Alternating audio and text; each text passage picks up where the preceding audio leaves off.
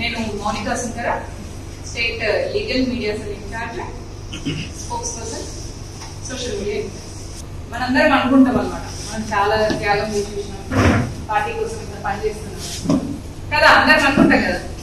నేను ఇంజనీరింగ్ అయిపోయిన తర్వాత అమెరికా వెళ్ళిన, 8 సంవత్సరాలు ఉన్నా, నా జీతం 5 లక్షలు, నాది మైనస్ పక్కకు, నాకంటే 3 రెట్లు ఎక్కువ.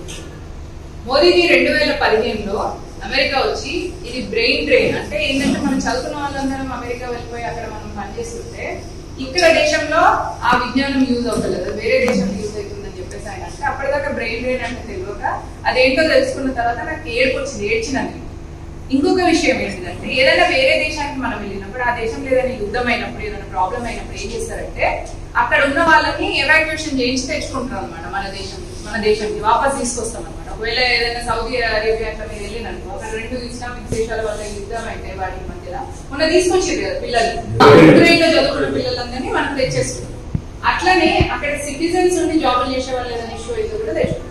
అయితే అక్కడ నేను అమెరికాలో ఉన్నప్పుడు నాకేమనిపించింది అంటే ఒకవేళ ఈ దేశంలో ఏదైనా ప్రాబ్లం అయితే నేను మళ్ళీ వెళ్ళిపోవాల్సిన పరిస్థితి వచ్చేది ఉంటే అప్పుడు భారతదేశం నుంచి ఫ్లైట్ వస్తే నేను ఎక్కి వెళ్ళిపోవాలా అంటే ఇంత అసహ్యమైన జీవితం నేను ఇక్కడ ఉండి ఎందుకు ఉండాలి, నా దేశం కోసం రోజుకొక జొన్న రొట్టె తినైనా కూడా కడుపు నింపుకోవచ్చు, ఏమి బాగా తినాల్సిన అవసరం లేదు. తింటే వచ్చేది ఏమంటారు నిద్ర తప్ప. మన ఇల్లు, భారతదేశం అంటే ఏంటిది మన ఇల్లు, భరతమాత అంటే మనకు తల్లి, మనందరం కలిసి చేసుకోవాలి. బాధ్యత ఎందుకు ఇస్తారు అంటే మీకు బాధ్యత ఇస్తే ఆ బాధ్యతతో బాధ్యతాయుతంగా పనిచేస్తారు అని ఇస్తాం. బాధ్యత ఇవ్వగానే నాకు మోదీతో ఫోటో కావాలి, నాకు అమిత్ షాతో ఫోటో కావాలి అంటే మీరు నా సోషల్ మీడియాలో నేను మోదీతో నేను ఫోటో పెట్టలేదు, ఎందుకు అవసరం లేదు. ఎందుకంటే ఆయన ఏం చెప్పిండ్రో ఆయన అడుగులని ఫాలో అవుతూ ఆయన అడుగుజాడల్లో నడవడం ముఖ్యం. మనం ఏం చేయాలంటే భరతమాత కోసం పనిచేస్తున్నాం, మన వాళ్ళని కలుపుకొని పనిచేస్తున్నాం.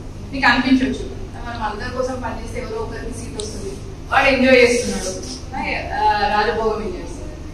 ఇక్కడ రాసి పెట్టుంటే మీకు ఎవరు మీకు తీయలేదు, ఇక్కడ రాసి పెట్టుంటే ఎవరు దాన్ని మార్చలేదు. మనకి ఇవ్వాల్సింది ఎవరు, ఏది ఇచ్చేదిన్నా మనం అనుకుంటాం అనమాట. ఆయన మీద నమ్మకం లేక పక్కోడిని వీడి వల్ల రాలే వీడి వల్ల వచ్చింది అని. మోదీజీ వెరీ ఫస్ట్ ఆయన మన్ కీ బాత్ చెప్పినప్పుడు ఒక విషయం చెప్తారు. ఒక సింహం పిల్ల అంట అడవిలో దారి తప్పిపోయి ఒక జింకల దానిలో చేరి, ఆ జింకల దానిలో చేరి అది గడ్డి తినుకుంటూ అట్లనే జింక లెక్క పెరిగిన తర్వాత వేరే ఒక సింహం దాన్ని చూసి అరే నువ్వు జింక లెక్క బిహేవ్ చేస్తున్నావు, నువ్వు జింకవు కాదు, నువ్వు సింహానికి మా గ్రూప్ లకు రాను అంటేనంట. లేదు నేను ఇళ్ళనే ఉన్నా, నేను ఇళ్ళకి రాను అంటే నువ్వు వేరే గ్రూప్ నేను వేరే గ్రూప్ అంటుందట తప్పిపోయిన సింహం పిల్ల. అప్పుడు ఆ సింహం పిల్లని తీసుకుపోయి ఇట్లా నీళ్ళల్లో చూపించి చూడు నువ్వు నేను ఒకలా ఉన్నాం, అవి జింకలు మనం ఒకటి, మనం సింహాలము అని చెప్పాను. చెప్తప్పుడు అది రియలైజ్. ఈ విషయాన్ని ప్రతి హిందువులు తెలుసుకోవాలి. మన మీద దాడులు జరిగింది, ఇస్లాం దాడులు కానీ రజాకర్ నిజాంల దాడులు కానీ జరిగి మనని లూటీ చేసి మనని చేసి మన దగ్గర ఉన్న వసుదైక కుటుంబం అందరినీ ఇంక్లూడ్ చేసుకునే మన సొసైటీని మంచితనాన్ని వాళ్ళు దుర్వినియోగం చేసుకోవడం వల్ల మనకి సో మనం గ్రహించాల్సింది ఏంటంటే మన లోపల ఉన్న ఆ శాస్త్రతేజాన్ని అంటే ప్రతి ఒక్కరిలో ఆ ఛత్రపతి శివాజీ అంశం ఉంది, ప్రతి ఒక్కరిలో ఆ మహారాణా ప్రతాప్ అంశం ఉంది. ఆ అంశంలో ఎవరు కానీ పోయి ఏదైనా ఇస్తే చేసేది కదా. మహారాణా ప్రతాప్ గడ్డితోని ఎండు గడ్డితోని రొట్టెలు చేసుకొని తీసుకుంటా ధర్మం కోసం యుద్ధం చేసి ఔరంగజేబుతో ఇస్లాం ధర్మం.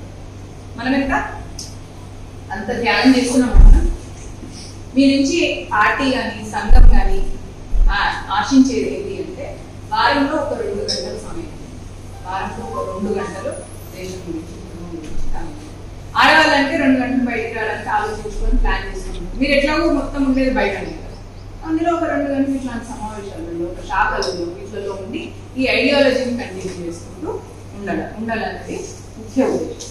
మిమ్మల్ని వ్యక్తిగతంగా చూసి ఒక 10 ఓట్లు అరే ఈ ఫలానా వ్యక్తి భారతీయ జనతా పార్టీ చేస్తున్నాడు, ఒక సిద్ధాంత పరంగా ఉన్నాడు, ఒక త్యాగంతో పార్టీ కోసం పనిచేస్తున్నాడు తప్ప ఏం ఆశించకుండా పనిచేస్తున్నాడు అని మీ బిహేవియర్ తో ఒక 10 ఓట్లు భారతీయ జనతా పార్టీ అంటే మీరు ధర్మం కోసం పనిచేస్తున్నారు.